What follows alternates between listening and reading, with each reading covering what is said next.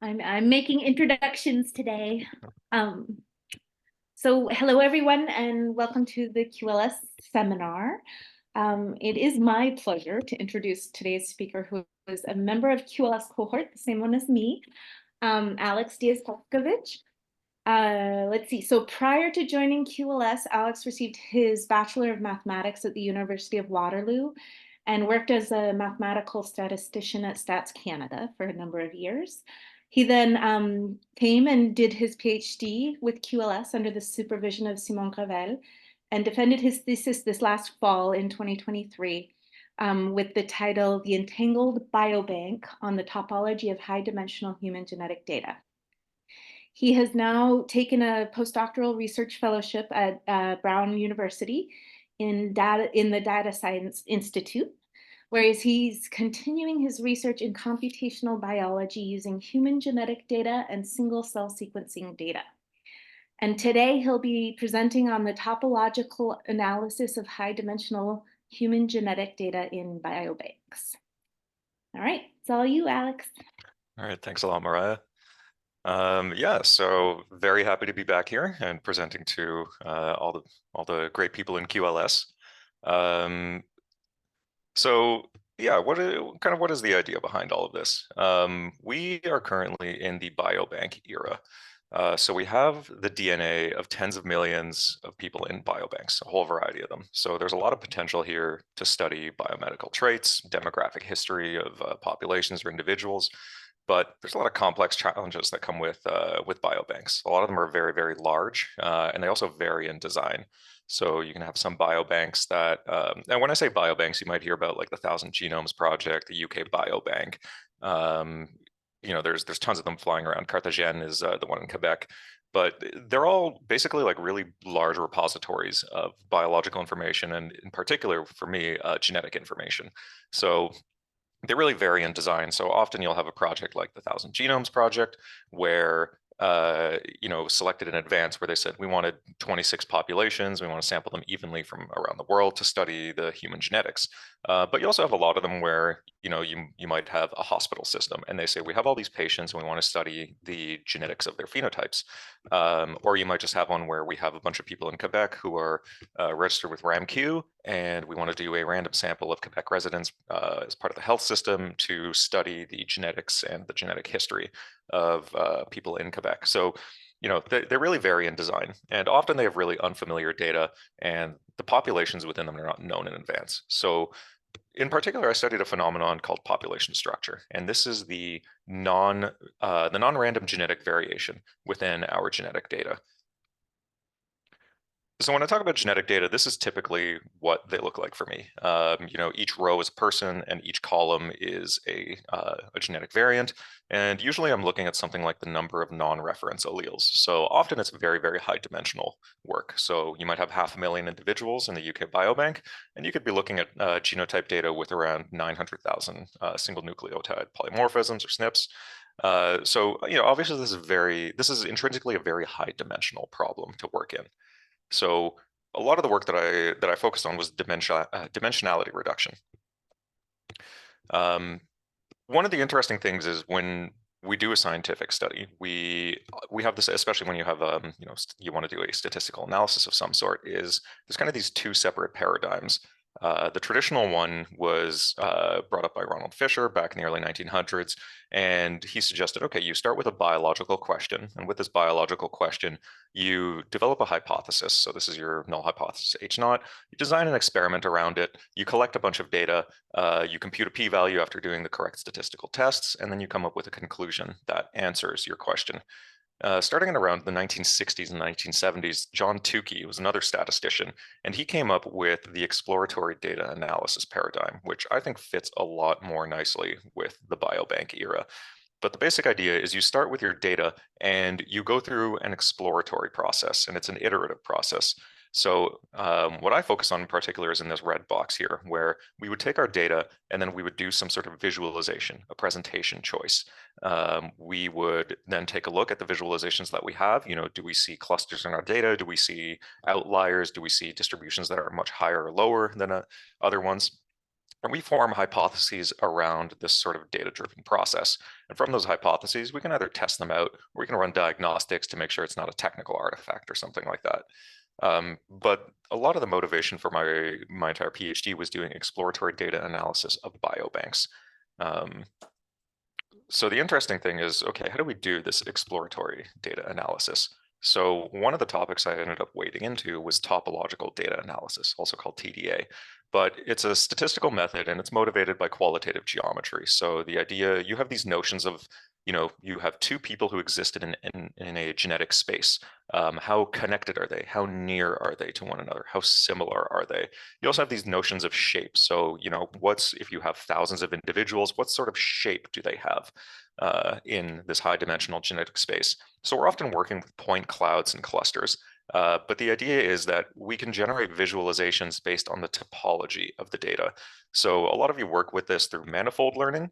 And the methods that I used in particular are a method of nonlinear dimensionality reduction, UMAP, and a form of density clustering called HDBSCAN. So these two methods, they actually make up the core of my methodology throughout my research. So when we talk about here where, we have a presentation choice and we decide how to present our data visually, this is very high dimensional data. So we have to figure out what is the low dimensional space that we work in. And these two methods, UMAP and HDBSCAN, ended up being very, very good. So the idea is, and I'll explain UMAP and HDBSCAN as we go along, but the idea is we have our genetic data and we apply it to population genetic data. We apply UMAP to the population genetic data. Optionally, we can run another method of dimensionality reduction beforehand to pre-process the genotype data. So this is often done for computational reasons, but the basic idea is we take our data, we dimensionally reduce it using, in my case, UMAP, we visualize these dimensionally reduced data, and then we begin the process of exploratory data analysis. So I applied this to a bunch of different biobanks. Most notably the 1,000 Genomes Project, which is about 3,500. The Health and Retirement Study, a little over 12,000 Americans over retirement age. The UK Biobank, it's about 500,000 people living in the United Kingdom and Northern Ireland. Or actually, yeah, I think so. And Cartagena, which is a Quebec-based cohort of about 30,000 individuals. So you can see they really vary in scale. But the basic idea was that I kind of stumbled upon the method UMAP, and I decided I would apply it to a bunch of different biobanks and see what I could find within them. And to follow up on this in the latter half of my research, and you'll see this once the visualizations start to come up, there were a lot of clusters that appeared in my visualizations. And the question that I had was, how can we extract these clusters? So I'll explain this pipeline later on, but the basic idea is that I used UMAP in two different paradigms, one that was based for visualization and one that was based for clustering. And it ended up applying very, very nicely to all biobanks that I worked with. So just taking a step back to what had already been established, I worked a lot with PCA as well, and PCA is principal component analysis. So this is a linear dimensionality reduction algorithm, and it's pretty old. It's probably about 100 years old at this point, but the idea is it's a transformation that takes your data and fits it to the principal component axes, where the axes explain the variance within the data. So the idea is you have some cloud of points in a high dimensional space, and you draw an ellipsoid around this cloud. You fit an ellipsoid to it, and then the axes of this ellipsoid, those actually end up being the principal component axes. So the longest one, it's the first principal component. It explains the most variance within the data because that's where it's kind of widest. And then the second longest one, it explains the second most, and so on in that manner. So this is common in population genetics, and it's been pretty well established for, I think, about 15 years at this point. But we do know that it reflects geography, it reflects admixture between different populations. It's also used to adjust for population structure within genome-wide association studies. But can you see my cursor here when I move it around? But the basic idea is that if you take, so for example, this is the 1,000 Genomes project data. If you take these 3,500 points and you run principal component analysis on them, and you take the top two principal components, you get kind of this triangle shape. This is quite common in population genetics, but it tends to reflect the major axes of variation within our data, which tend to be geography, basically distance. So you have kind of this point over here is African and African descended populations. This vertex here, sort of the red pink, is European populations. This sort of purplish one Up at the top is the Eastern Asian populations. And then in the back, in green, you have the South Asian populations. These pink dots, these are populations from Central and South America who tend to have more admixture between European, African, and the indigenous American peoples.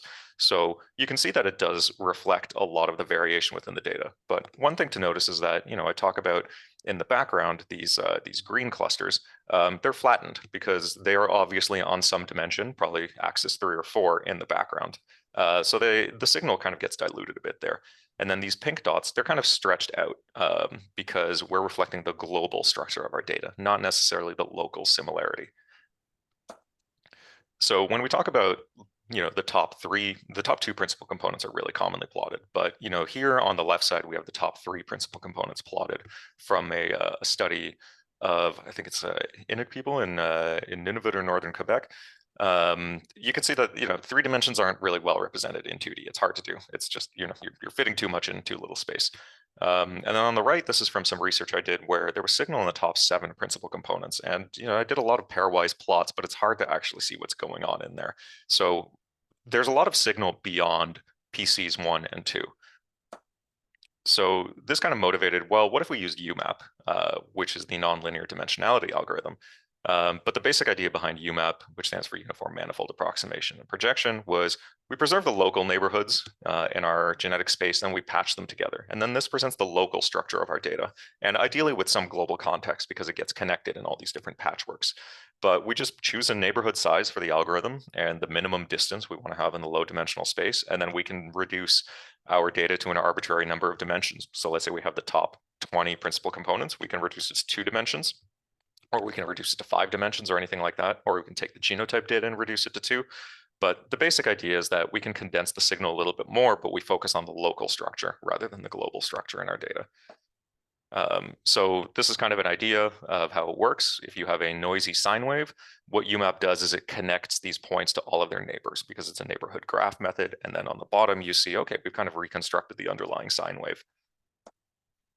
So when we run it on the 1,000 genomes data, we see it really captures the fine scale structure of the 1,000 genomes, and it forms these sort of tight clusters. So on the left, this is what happens when we take the genotype data of the 1,000 genomes populations. And then on the right, this is what happens when we take the 1,000 genomes data, do principal component analysis first, and then we take the top 15 principal components instead of the top 2.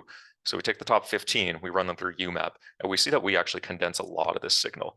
So, it's interesting that it forms these sort of continental clusters. And you can see a lot more of the detail when you work with the genotype data. And when you pre-process it on the right with the principal components, you actually get it broken down almost by individual population. So basically this figure on the right was kind of the first thing that started my PhD, where my supervisor and I looked at it and we said like, wow, this is really capturing fine scale signal within the data. Like we had not seen this before. So this got me thinking, well, what if we applied it to other data sets? So this is the UK Biobank. And we kind of did the same thing here. Basically, we took the top 10 principal components of the UK Biobank, and this is about 500,000 individuals. And we reduced it to 2 dimensions, plotted it, and in this case, we colored it in by the selected ethnic background variable that's in the UK Biobank health questionnaire. So you can see right away, there's all sorts of complex patterns visible between the populations. We see really, really highly detailed fine scale structure, and it reflects admixture between different populations. It reflects relatedness, and it also kind of shows a lot of the data without getting it swamped by the scale, because the UK Biobank is about 92% European descended. And this huge blob here, sort of the green-blue one, that's individuals who selected white British and white Irish for the most part. So they make up, about 450,000 plus of the individuals in this data set. But you can see these various tails. So on the left, we have people who selected Black African, Black Caribbean. And then when you have all these people who selected mixed backgrounds, it really reflects sort of the demographic history of the populations. We see a lot of signal at the top as well, where a lot of people selected Chinese as their background, for example, Indian, Pakistani, but there's just a whole variety of them. And you also see OEG, which is gray blobs, but there were a lot of individuals who said like, no, I'm something else. I'm other, I'm not represented in this questionnaire. But the idea is we reflected a lot of signal very concisely in a 2D image. But we can color this in by other variables that we have within the UK Biobank. So we take our genetic data, top 10 PCs, run it to 2D, and now we can color it in by how far north or south do you live in the United Kingdom, or how far east or west. And you can see there's all sorts of really cool banding that appears. So, more blue means you live more north, more red means you live more south. So you see that even though there's this sort of big green blob that might seem homogeneous by one variable, that there's actually a considerable amount of structure that exists on a deeper level. And this is really important because when we're studying genetics and we're studying medical genetics and things like that, we might be interested in, okay, if all these people live really closely to one another and they're also very closely genetically related by some method, there might be some environmental factors that are shared in there. We can also color this in by phenotypic measures that we have. So on the left, this is height, and then on the right, this is leukocyte count, so white blood cells. But you can see that, on the left, for example, these populations in blue, they tend to be shorter relative to the rest of the population in the biobank. Or over here, you see these individuals, the points come up in blue for the leukocyte count, so they actually have a lower than average white blood cell count relative to the biobank.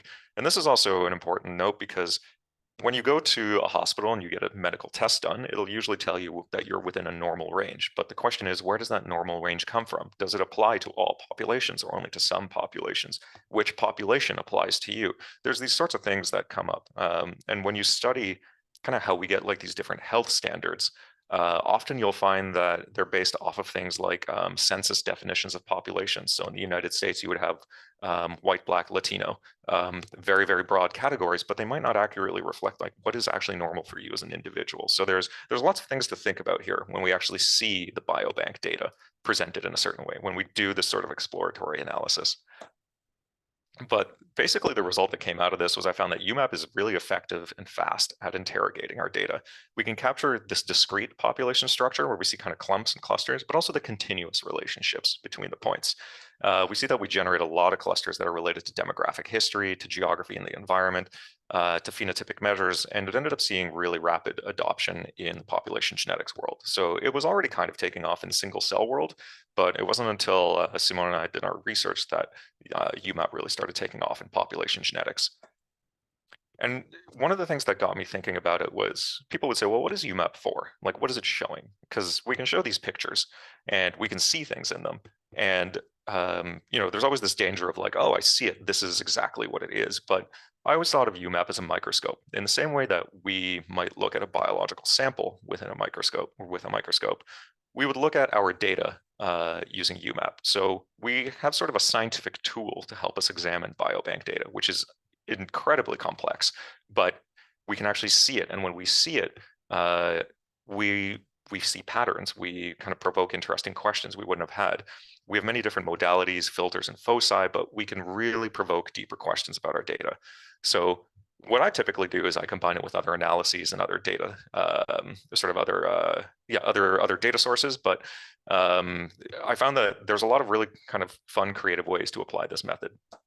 So, for example, this is using the health and retirement study, and this is a 2D UMAP that I ran. But you can kind of see when you zoom into this cluster, these on the left are colored in by, it's called admixture. The idea is we assume there's 3 populations in our data, and we run the admixture algorithm, and it'll assign an individual their global ancestry proportions. So something like you are 30% one population, 40% another population, 30%, something like that. So in this case, more blue tends to represent more indigenous ancestry and more green is more European ancestry. So on the left, we do see that there's this band that appears. So within these individuals who mostly identified as Hispanic within the American data, we see this interesting banding that reflects basically the levels of indigenous versus European ancestry. And when we take the data from the 1,000 genomes population and we overlay it on top of it, we actually see this banding reflected, where the individuals sort of here at the top, they tended to be born in, or they tended to be from the Peruvian population, which we know has a higher indigenous ancestry on average. So, it's really, really cool that it does actually reflect the admixture so well. One of the other things I like to do is, instead of working in 2D, I take a UMAP and then I project our data down to 3 dimensions. So now we have a 3-dimensional UMAP. And if you know about color theory with computers, color is represented by 3 dimensions, RGB, red, green, blue. And what I can do is I can take those 3D UMAP coordinates and then I convert them to RGB. And doing that with the UK Biobank, which has geographical data for the individuals, we can actually plot where they live in the United Kingdom and where they exist within this three-dimensional representation of UMAP. So we can actually get this idea of, again, a geographical gradient of relatedness. And we can see clusters that appear based on their color, sort of in Northern England, up in Scotland, over in, I think this is Wales. But yeah, we do, we get a lot of very interesting applications. So what also ended up happening was, we put out my first paper in PLOS Genetics in 2019, and we saw what people were doing with it. So UMAP became very, very common for visualizing just biobank data. So I didn't do this. This was from and the next couple images are from other people's work. But this was the Nomad biobank. And what they did was they found it worked really well in their data as well. And they just basically did what I did with the first UK biobank figure, where they created a 2D UMAP and then they colored it in by the ethnic background people had selected. And they saw like, yeah, there's really, really clear patterns here between the populations. We saw people using it for ancient DNA with Vikings. So this is on the right, but essentially they took I think the modern populations, put them in the background in UMAP, and then projected on top of them the ancient DNA from Vikings. And they would try to see, okay, how do the population genetics of today match up to the Vikings of 1,000 years ago? People have done this rather than with just genotype data, or rather than just with principal components data. What if they did it with structural variation to see, is there population structure within different structural variants? And they found that, yeah, there is structure that exists in that type of data. So you think about UMAP as a microscope. What people are doing here is they're changing sort of the modality. They're feeding different forms of the data into it to study more closely, and they're finding things that might have been hard to see otherwise. And I've seen people use it in animal studies as well. So on the top, they did a UMAP with different species of mussels, and they wanted to study how much introgression is there between different species of mussels. And then on the bottom, you see they have the admixture graph, which is the similar thing that we can do with humans, but basically like what proportion of of mussel's genome comes from different parent populations of mussels. And people have done it with like mosquitoes, for example, because they want to track where mosquitoes come from, and then see like, okay, this type of malaria, perhaps it comes from a particular type of mosquito from a particular region. So lots of really cool creative applications in the population genetics world. One of the things I also want to impact is that data processing does have an impact. So all these figures that I just showed you, these are from a review paper that I put out in 2021. But the basic question we had was, how are we using UMAP for population genetics? How are other population geneticists using it? And also, what are some of the impacts to think about?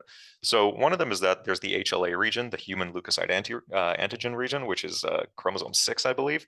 But we took the Genizin database, and this was something Luke Anderson Trocmé, he's now at Chicago, but he was in my lab at the time. He'd been working with this data with this other biobank, and he found this interesting cluster on the left. And we were wondering, well, where did this cluster come from? And we realized that actually it was because we had left the HLA region within our data. When we took it out in the pre-processing, we actually find the cluster disappeared and kind of merged with the other individuals. So this is something to keep in the back of your mind as well, that working with this method, if it's kind of like changing the filter or the mode of a microscope, where something that comes up in one lens might not come up in another. But this was kind of the big question that led to my last paper, because the question was, can we use UMAP for clustering? Because visually, UMAP does generate clusters, but it's not a clustering algorithm. You just kind of see them. So this was a paper that kind of really sparked it, because I'd always been interested to see, will people use UMAP? So this is or will they use clusters in UMAP? So this is from Biobank Japan, which is a huge data set, and from Japan.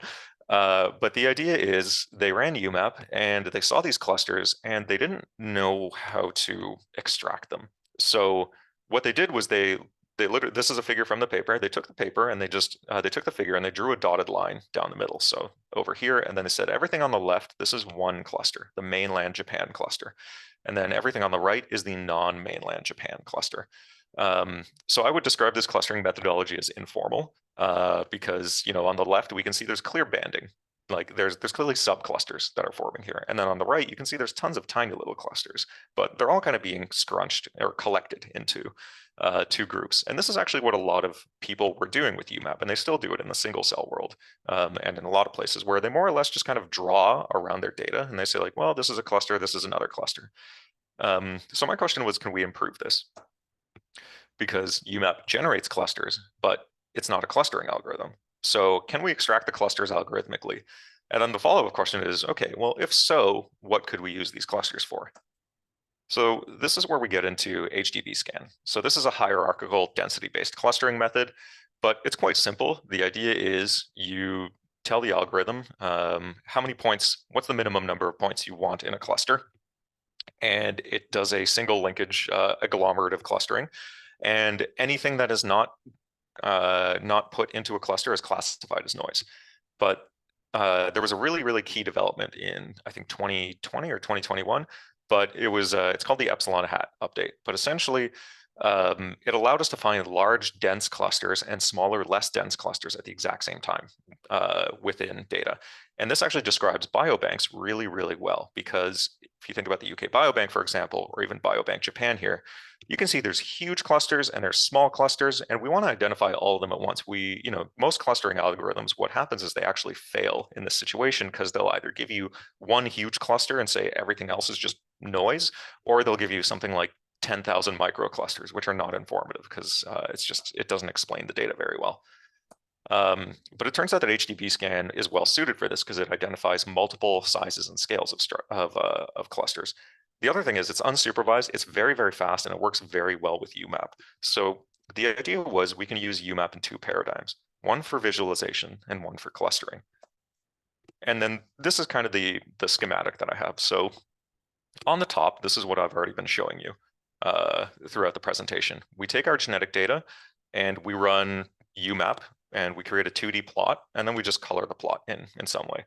What people have not been doing, and I think this is pretty critical, is we can take UMAP and we can reduce our data to 3 dimensions, for example, or 5 dimensions, or 10 dimensions. This preserves a lot of the signal in the data, because jumping from 3 dimensions to 2 dimensions actually loses a lot. If you think about a globe and you want to turn it into a map, you can peel the globe, but once you put it on a table, you have to decide where to tear the map. You have to distort it in some way or another. And part of it is because we're going from a non-Euclidean to Euclidean space, but another part of it is we're simply losing information from dropping down dimensions. So this is something a lot of people, when they cluster data, whether in population genetics or in single cell or even in just general machine learning space, a lot of people will not work in 3 dimensions or more when clustering. They'll only work with 2. So the first change to the paradigm is use UMAP in 2 different, use UMAP in 3 dimensions or higher. And then the second one is to reduce the minimum distance in UMAP. So when we talk about the minimum distance, and I guess I'll point this out a little later, but with the minimum distance, what it does is it kind of spreads out the points. So you want it for visualization, you want it to be high. But when you're working with clustering, you want them to be small. You want them to be very tight. So an algorithm can find a dense clump of points and say, yeah, this is what I want to look at. So those are kind of the 2 differences in the different paradigm for UMAP. So if we take the 1,000 genomes data, and let's pretend we don't have any labels for it, we just run UMAP the standard way. We run our 2D UMAP, and this is the visualization that we get. So we'll say like, okay, there's clearly clusters in our data, but if I don't have the labels, I don't really know like where did the clusters end. So on the left, what I did is I did a second run of UMAP. So I did it in like 5 dimensions with a very small minimum distance, and we found, I think, 21 clusters, and that's the coloring on the left. On the right, we colored it in by the populations. And this was pretty remarkable because I found that, UMAP and HDBSCAN, they managed to pull these populations apart really nicely, which makes sense in the 1,000 genomes data because the 1,000 genomes data was designed to have sort of separate global representations of populations. The sample sizes are pretty even. It's about 100 to 150 individuals per population. It's a relatively nicely put together data set. And what we do find is that the clusters do reflect this 1,000 genome sampling scheme. So the darker colors here, they indicate the proportion of the 1,000 genomes population that falls within a cluster. But the basic idea is we have this really strong diagonal line, which means that typically individuals from a population tend to fall within the same cluster. And like I said, this is because the 1,000 genomes was deliberately designed this way. It's not always the case. So for example, we have ITU, which is, I think, Indian Telugu, and STU, which is Sri Lankan Tamils. They both fall into cluster 11 here. So, they have shared ancestry from South Asia. You'll find, for example, the Han Chinese and the Northern Han Chinese, they'll also fall within the same cluster. So, it tends to make sense when it clusters individuals together. And we wouldn't expect perfect accuracy because genetics and labels, those are two separate things. They line up pretty nicely within this data set because of its design, but generally, we can't really expect that. And this is something I thought about a lot, especially with the context of population genetics. Clusters are just abstractions. They're indications of structure. So in a lot of papers that work with 1,000 genomes, they'll talk about the accuracy of a clustering. I've never really liked to talk about the accuracy because we wouldn't be able to classify individuals by population. I care about matching the sampling scheme here, but I don't expect genetics to reflect labels because these are two separate things. One's sort of a social phenomenon, and the other one is it's a sort of a mathematical measure of genetic relatedness. And this is especially true when we get into the larger biobanks, where we'll see that the labels are cultural. The genetic structure is data derived and data dependent. So they do kind of show correlations, but they don't line up. And that's because we don't really expect them to. So, I tried to be clever with this, but the idea that I keep in my mind is that clusters are a useful abstraction. They're good at representing the populations that we look at, but they are not the populations themselves. So this is, kind of a philosophical point, but it's always something to keep in mind, whether you're working with population genetic data or with single cell data, where often people will say, this is the clustering that we use, this is the cluster that exists, and within this cluster, we find that it's this type of cell, and it's got these types of properties, and it's got this average gene expression. That's all true, but it's just an abstraction because you could easily parameterize it in a way that splits that cluster into two or merges it into a larger one. So it's an abstraction, it's a useful one, but it is ultimately not the thing that it is representing. So when I talk about this for population genetics, like the UK Biobank questionnaire is actually a pretty good example, because the UK Biobank questionnaire, one of the questions is, what is your ethnic group? And these are the options it gives you: white, mixed, Asian or Asian British, Black or Black British, Chinese, other ethnic group, do not know, prefer not to answer. And depending on what you select here, it'll give you the next one. So if you select Asian or Asian British, it tells you Indian, Pakistani, Bangladeshi, any other Asian background, or prefer not to answer. So, interestingly, if you click Chinese here, for example, there's no second option. So you can't select Chinese British. So that's just simply like a label that does not exist within this data set. The reason I bring this up is because a lot of studies will say, we filtered our data to the white British individuals. So they just select it based on that. Now, if you're doing that because you want to control for genetic structure, you might actually be missing a lot of data because a lot of labels might not simply apply. You're talking about a social label that's actually very, very constrained within there. So that's, it's important to think about, where do these labels come from? So setting all that aside for a moment, when we run HDBSCAN on the UK Biobank, it works. Like this is what was actually kind of remarkable, because most clustering methods only managed to put about 90 to 92% of the UK Biobank into any sort of cluster. And generally, it tends to leave out individuals who are admixed or from like smaller populations within the UK Biobank. So given the UK Biobank is about 92% European, that means we typically don't have a lot of non-European samples when we run clustering. So, in this case, I think the median run when I did 600 parameterizations was 99.99% of individuals fall into clusters. But it is interesting to see, if you remember the visual from earlier, sort of the correlations that we'll see between some of the clusterings that we had before and the ones that we have now. And if we run an alternate parameterization, we'll see that some clusters split, some clusters merge. So this huge cluster number 17 here, it's one big cluster in one parameterization, but here it splits into 14, 25, and 24. I don't know how well this boundary shows up on the projector in the room where you are, but the point is that this actually splits kind of right down the middle, and this actually sort of reflects the geography that we saw in the earlier visualization. So this is kind of a north-south split, I believe. So, when I talk about the clusters are useful abstractions, this is one of the things I mean. They represent sort of different angles of the data. But if we take these clusters and then we decide to say, okay, what do they actually reflect? One of the things that comes up is we can color them in by the country of birth of individuals. So what I did was I took these sort of 5 clusters kind of in this area over here. You can see the orange one, number 18, tends to be people born in sub-Saharan Africa. This cluster number 23 tends to represent the greater Horn of Africa, Eritrea, Ethiopia, Sudan. Number 10 represents, it has a lot of people who were born in Somalia. This green one here, number 19, is interesting because it's got a lot of people who were born in England, a lot of people born in the Caribbean, and then Ghana and Nigeria. And this is actually a bit of a reflection of the demographic history of the transatlantic slave trade in the UK, because they tended to bring over enslaved African people from off the coast, on the coast of Ghana and Nigeria. So we can see the reflection of the history of even the colonialism of the United Kingdom within the genetic structure of a modern day biobank. And when we look at this cluster 22 here, we have a lot of people who were born in England, and it's tough to kind of characterize them in that way, because we might say, oh, I guess they're just born in England, but do we know anything about demographic history? And on the right side, we can actually sort of cross-reference this with the selected ethnic background that they had before, and it's very rich if you're interested in like socio-demographic studies. But there's a couple of things to note. The first is that a lot of people select other ethnic group. They start off right off the bat and they say, no, I'm not white, I'm not black, I'm not mixed, I'm just other. And then often they might be discarded from a study because we don't have any. Basically, we would say like, oh, we're only interested in for this study for the Black British population or the white British population or something. A lot of these people who select other, you can see that we can get an idea of sort of where they fall within the population structure space.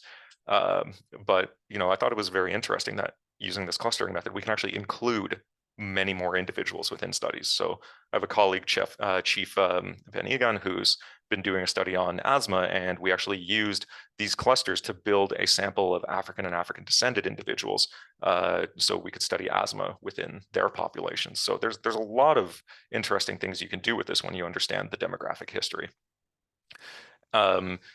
We can see that some of these UK biobank clusters, so this cluster number 0 here, it was interesting that it came up because it matches this sort of group that's selected other pretty regularly. And it turns out that almost all of them were born in Japan. So we actually have a sizable Japanese set of individuals within this data, and the population structure reflects that. We can do, when we talk about doing other analyses, we can do the admixture analyses on these different clusters. So in this case, I believe green represents sort of continental East Asian ancestry. And these two clusters, 0 and 13, they tend to reflect more East Asian ancestry. Cluster 15, you see this sort of big yellow swath. They tend to have more, I think it's Central Asian ancestry. I believe they were all born in Nepal. And then cluster 14, you see you have a lot more admixture within them. So you can kind of understand why are the points appearing where they are within the 2D or 3D or 4D or 5D presentations. And yeah, it makes sense that they're going to appear sort of based off of their genetic and demographic history. But you can get a lot of information using this kind of basic approach, and it's very flexible. So you can understand really deeply who are the people we are studying here. What is this medical cohort representing? Because as we understand the data more, we can get much better inference off of it. So if we recall for a moment, we had structure across the different phenotypes. One of the things that we can do is we can reduce the influence of population structure by running principal components analysis. So often people will subtract, say, the top 10, 20, 30, or 40 principal components from a phenotype. So what we did was we removed the effect of the top 40 principal components from the UK biobank. So in this case, we have the neutrophil count, and we did 600 runs of the clustering. So it basically averaged over and over and over on 600 runs of all the different clusters. And we saw, is there still population structure in our data, even after removing the effects of the top 40 principal components? And you can see here, yeah, you've got this sort of big red chunk. These are individuals who have more than half a standard deviation of difference relative to the rest of the biobank population. So the population structure runs very deep. It's very complex. And we found this across all phenotypes, where we would zoom in on, so this is FEV1, a lung phenotype, FVC, another lung phenotype, height. So you can see there's different clusters that have lower than average or higher than average height. Leukocyte counts, once again. So all across all these different phenotypes, we have, this population structure's effects are very pervasive. So it's really good to be able to examine this visually and say, this is something that I want to look into more. I'll talk about polygenic scores a little bit here, but polygenic scores are basically, we take the genetic data and we try to construct a score to predict the phenotype from the genotype. So we know polygenic scores tend to not transfer well between populations. So, some of the questions that we have are, is this true for all phenotypes? And is this true for all populations? So, let's say we want to figure out a polygenic score to predict someone's height. And then based off of that polygenic score, how well does it transfer between these populations? So the idea is we take this cluster 17, we train a polygenic score on cluster 17, and then we apply it to all the other clusters, and we see how accurate it is. So this was work I did with Shadi Zabad, who I believe is still in the lab. But sorry, I believe it in that way because I forget when he's actually graduating, but I'm pretty sure he's still there. But yeah, so we take the phenotype height, for example, and we train the polygenic score for based on that cluster 17, which, as you'll recall, is mostly European-born individuals. And we wanted to see the accuracy of the polygenic score. So we see this decay based off of the FST, which is a measure of differentiation between populations. So this cluster 18, this is the sub-Saharan population, sub-Saharan born largely.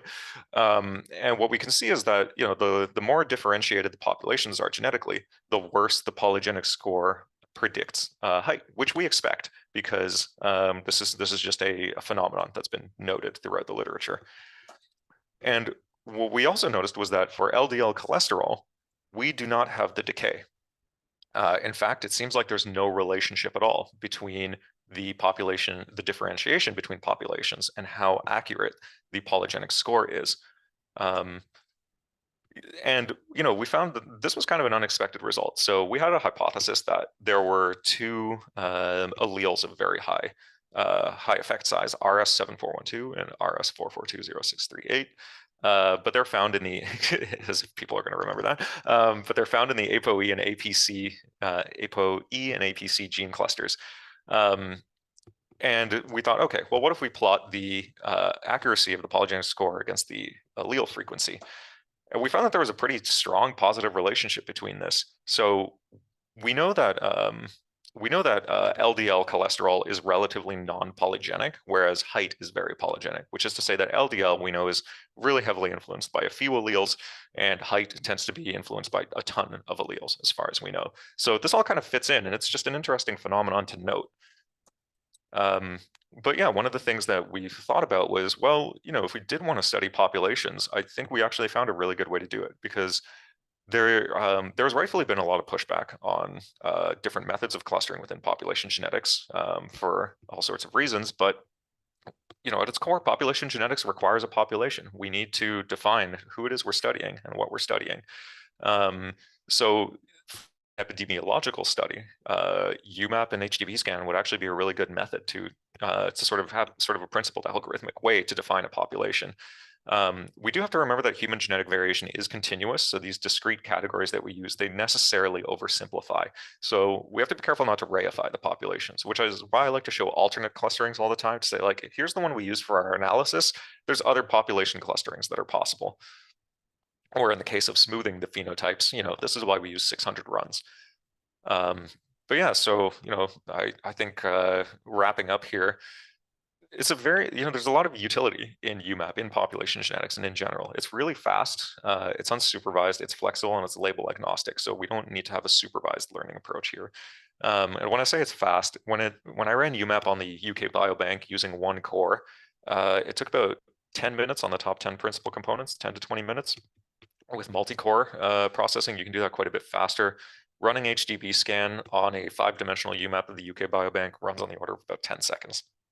So it's very, very quick, which is fantastic because biobanks are only getting bigger. And we can see that these biobanks, they're extremely complex and rich in signal, but we can actually see it, which is a really good step. I think it's got a really diverse set of applications. And I think, if you can see what you're doing, your intuition and your curiosity can be really powerful combinations to interrogate your data. And I think this is why it's seen rapid adoption in population genetics. It's not just the fact that it makes kind of cool figures, but we like looking at these figures because we can actually see things, and then this provokes the questions that come up. Luke, who's now at Chicago, he and I used UMAP as a springboard for one of his studies on the genetic structure and the genetic history of the people of Quebec. So it started out with a UMAP, and we saw that the UMAP clusters correlated really strongly with with sort of the geographic layout of populations. I'd worked a lot with Melissa Spear studying the genetic structure of Mexican American individuals, and this was really interesting because Central and South Americans have very complex recent admixture from they have a lot of African ancestry, they have a lot of indigenous ancestry, they have a lot of European ancestry, and it varies very widely within and between countries. I even used it for data QC in Carthagène. So this was some work I was doing with Georgette in Simon Gravel's lab, and she was interested in finding, we wanted to do a sort of follow-up study on North African born individuals. I ran a clustering on Carthagène, found these North African individuals, but a lot of them were born in American Samoa. So, of course, I was like, what's the population history between American Samoa and North Africa? And I kept going, and eventually I was like, well, there's nothing. And we ended up tracing it to an off by one error that existed between two different versions of the same questionnaire. So, these are small populations, and often small populations get ignored. But when we start doing this sort of visual analysis, we can end up fixing it. So it's all fixed now, which is nice. But yeah, and the visualizations, I think they show some interesting things. Like if we wanted to gradually remove one principal component at a time for a phenotype, we could see what is the impact of each principal component. Where does the signal get concentrated for different populations? So what I did here was I took the lung phenotype FEV1, and I did the whole smoothing and averaging thing over a bunch of different clusterings and started removing it one PC at a time. So you can kind of see, well, which principal component does the population born in Japan tend to have its signal concentrated in? And you can see it's like, okay, between 11 and 14. That's kind of hard to do without these sort of visual approaches. But ultimately, the main lesson is like biobanks are really, really complex, which is good and bad. I think more good than bad, but I really like having this method in my pocket to work with.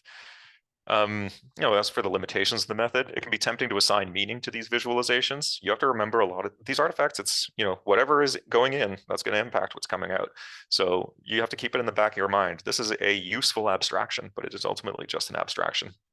One of the key limitations is there's not really an interpretation of long-range distances between points. Principal components analysis is good for this because it does work with the large-scale variation of the data. But UMAP is a little bit harder to work with. There could be distortions from dropping dimensions. This is why I like to do the clustering in 3 dimensions or higher. And yeah, the parameterization matters. So run through a bunch of different parameterizations, and you'll get a much clearer idea of what it is you're working with. In terms of future work, I've been doing a little bit of work with Justin Pelletier, who's at the genome, connections between UMAP and identity by descent clustering. So this is, you can see he used a different type of clustering, working with, it's called IBD, but basically kind of sharing chunks of haplotype data. So here he identified this purple cluster, which is individuals mostly born in Haiti, and it matches up pretty much exactly with the same clustering that I found. So it did provoke questions of, are there deeper connections between UMAP and other population genetics approaches? Similarly, I found a lot of local structure in Carthagène here. So this sort of orange cluster and this, it's a little hard to see, but the scattered brown cluster, mostly born in Quebec, but you can see it kind of reflects these green dots here that he found. So we're studying the connections between these, and this is one of the projects I'm working with Sohini Ramachandran, my current supervisor. Other future work, I'm excited to hopefully start on doing some analyses of ancient and modern DNA, possibly constructing epidemiological groups, doing UMAP with non-genetic data and genetic data at the same time, or possibly doing them separately and then comparing the clusters that we get to study genes and environment and how they might correlate and overlap. But yeah, with that, thank you for everything. In particular, everyone at QLS. It was a wild ride, and it was very fun to go through it with all of you. And yeah, thank you all for your attention. If you have any questions, so this QR code, this links to my GitHub, but my GitHub has, I should mention there were 3 papers that I put out during my PhD. So the 3 of them are listed there. If you want to contact me at my Brown email, it's up there. And my McGill email, which is slightly different, but still there. And I don't know how long I have it for, but it's still currently active. You have it forever. Forever? Oh, beauty. Okay, good to know. But yeah, that's basically it. So happy to take questions. Thanks for your attention.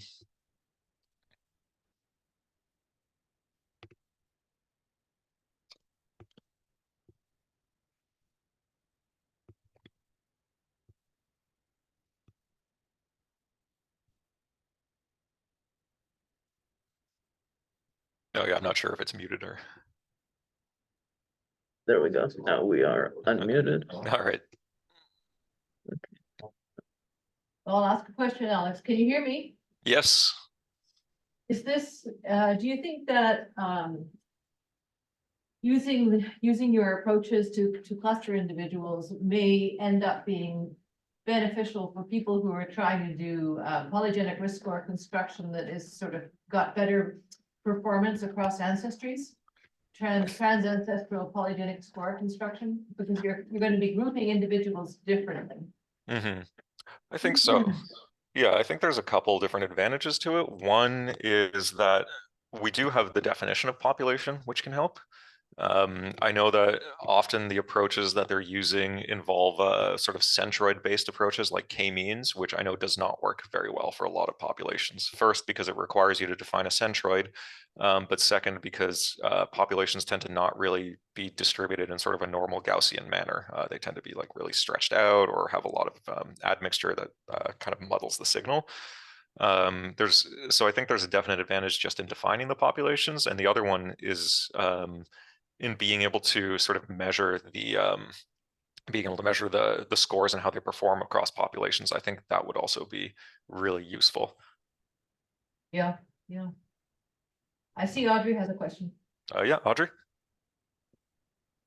Yes, hi. Thanks for this very, very interesting talk. So I'm curious about pre-processing on the phenotype side, because on the genotype side, you get the principal components and then those get entered into UMAP. Mm-hmm. And on the phenotype side, I understand that there's the normalization process that you described. I didn't fully understand the details, and I'm sure there are papers. Mm-hmm. But I'm also wondering if there's something that can be done about looking at multiple phenotypes and looking at correlations among the phenotypes and doing something similar. It could be like principal components, and then having those go into the connection with the genetic data and then the visualization. And Mm-hmm. you know, would it be possible to develop ways like that of seeing whether you have local correlations that matter to certain subsets and not to others, and those sorts of types of questions? I'm just wondering if you've thought about that, or if, as far as you're concerned, you've already done it and it's already in there at some level. No, that's actually really interesting. I hadn't thought too much about looking at multiple phenotypes simultaneously. So just to explain the sort of the smoothing method, the idea was we have our one cluster. So let me see if I can scroll back here a bit. Uh-oh, that's not what I wanted to do. So if we look at, let's see. So I had two clusterings that I present, 1 and 2. So the first thing that we would do is so I have like 600 of these that are all split in different ways. Basically, we take our phenotype and we find the average within each cluster. Mm-hmm. And then what we do is we go to the next clustering and then we take the average within that cluster as well. And we do this 600 times. And then for each individual, we now have 600 cluster averages and we take the average of that. So it's sort of an average of averages. We have like an individual falls into 600 definitions of population. So it's the idea of smoothing the effect of the cluster. So this is also like, it's still pretty rough, but that's kind of the basic idea behind it. Now, in terms of looking at sort of the correlations between multiple phenotypes, I think that is a very good idea, because I expect, for example, you know, FEV1 and FVC, they're going to be very tightly correlated because they're both lung phenotypes. And same with like the blood cell counts and things like that. Right. So leukocyte, neutrophil counts. And you know, and then there's further structure that you could have, which is what's known about the actual relationships among, for example, the different white blood cell types, because there's a kind of hierarchy or a kind of yes. The way that they developed developmentally, they're related to one another in that way. the sort of graph structure could be imposed Yeah. this, and then the correlations themselves.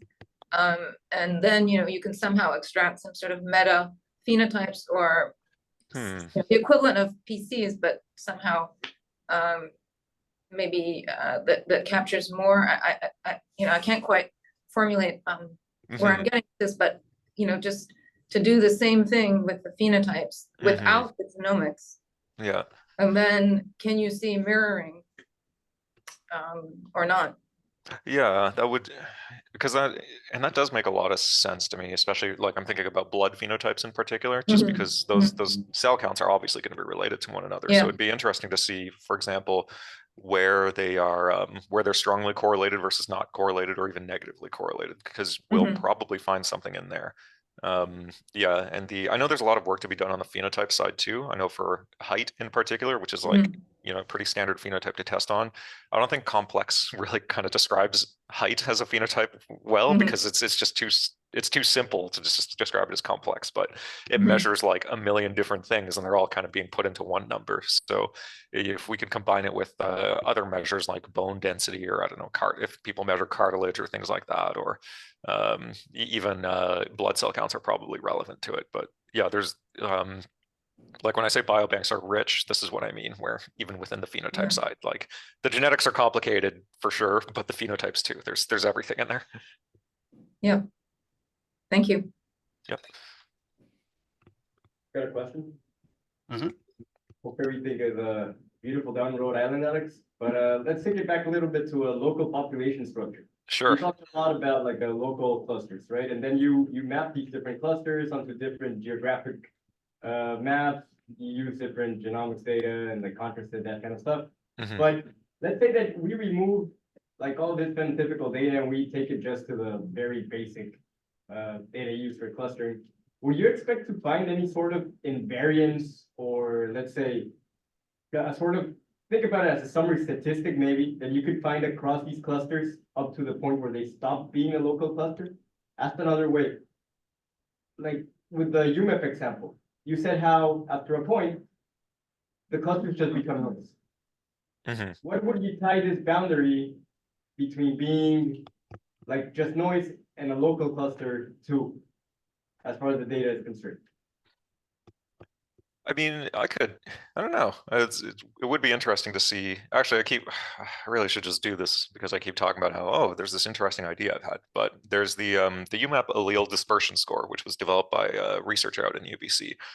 And what she did was she found, she looked at basically how concentrated are different alleles within UMAP clusters. And it was a pretty creative thing that she had done. And I do wonder if we just looked at those alleles sort of iteratively, like the ones that do tend to be concentrated, because they are in a sense responsible for the clustering, because the clustering is just a reflection of like, okay, what's kind of more common between different individuals.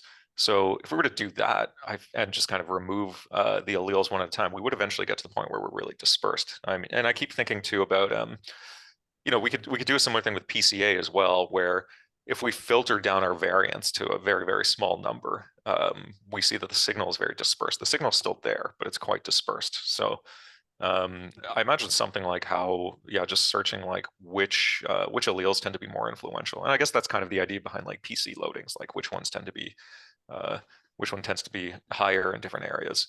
So I think that would be my approach to looking at it. Does that kind of get at what you're asking? That's perfect. Can I please have a reference to the paper? Yeah, it's called the UMAP allele dispersion score. I can send it to you on Slack. Or also for QLS people, I'm also in the QLS Slack. So if you have any questions, feel free to send them there. But yeah, it's I think it's a preprint. I don't think she ever took it to a journal. It's been around for a few years now, but it's an interesting paper for sure. Great answer, Alex. Thank you. Yeah. Okay, so I have a question also. So firstly, thank you. Thank you. It was a very interesting talk. So you talked about the need to cluster in more than 3 dimensions, or well, 3 or more dimensions. So I was wondering if you could talk a bit about the trade-offs in clustering in more dimensions and how many you would recommend looking at. Yeah, so I would not recommend clustering in 2 dimensions unless your data is very simple. So for example, the MNIST digit set, and I think this is one of the problems that a lot of sort of the toy examples that we work with, like the MNIST digits or like the fashion data set or things like that, they form really obvious clusters because the thing is, it's like often it's like 10 super discrete categories and they're really obviously different. So the 2-dimensional clustering works fine with that, but once we start getting into real data, it's a lot noisier and messier. And I think a really good example is, let's see if I can bring up Cartesian.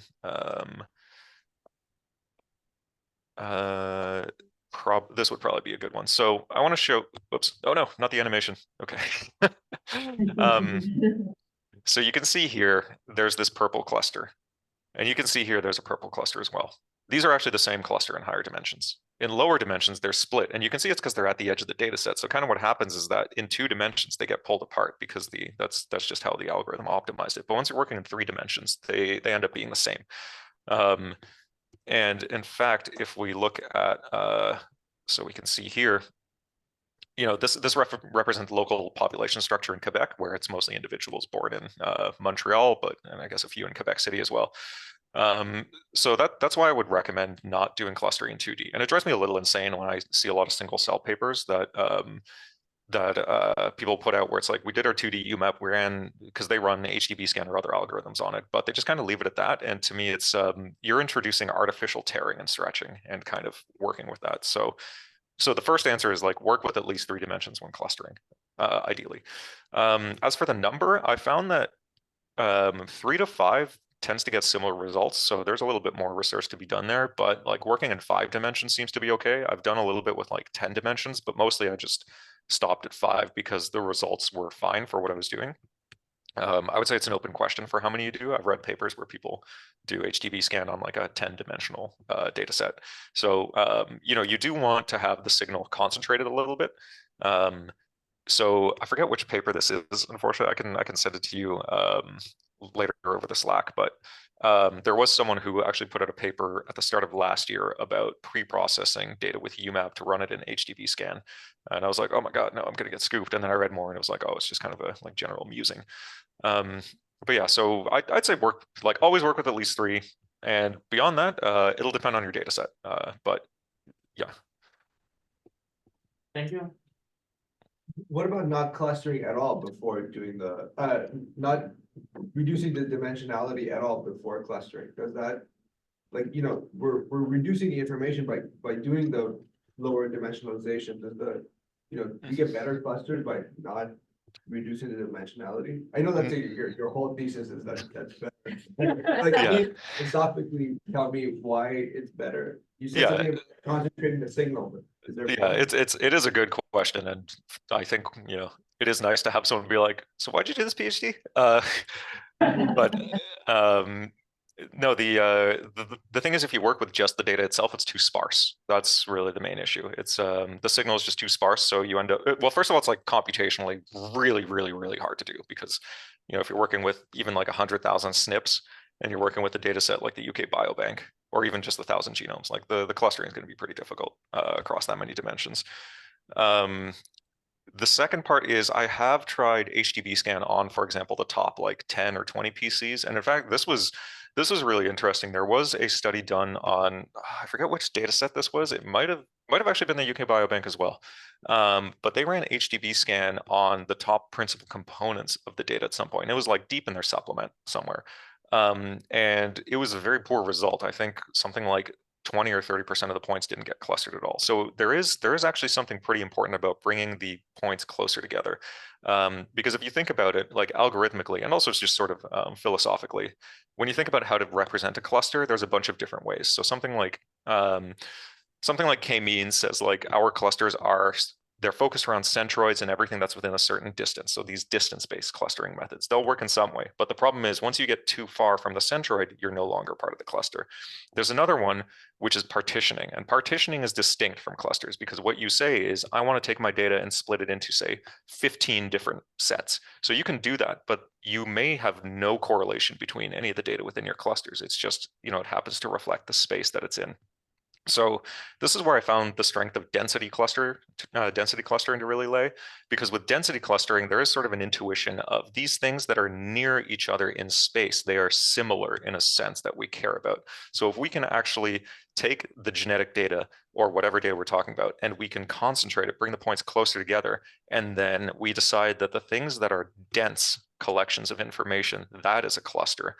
That actually helps to define it. So yeah, there's sort of two answers to that. The first is that it's too sparse if you just work with the data, which makes it difficult for all sorts of reasons. But the second is that, this is a type of definition of clustering. So there's a lot of good writing that's come out in the last 6 to 7 years about density clustering as topological data analysis. And yeah, I would say that like the big strength is in its definition. Like it on top of it just working well, it seems to reflect like a useful definition of clustering. Okay, sweet, thank you. Yeah, thanks. I will say also, I didn't mention it in this talk, but there's and some of you in the single cell world might be familiar with him. His name's Lior Pachter, and he writes a lot about how he hates UMAP for single cell.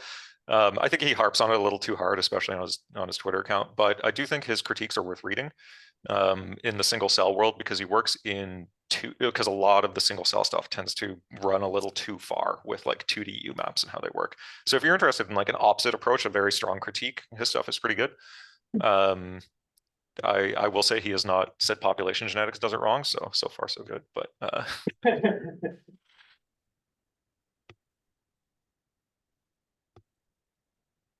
I think we should probably wrap it up since it's 10 past.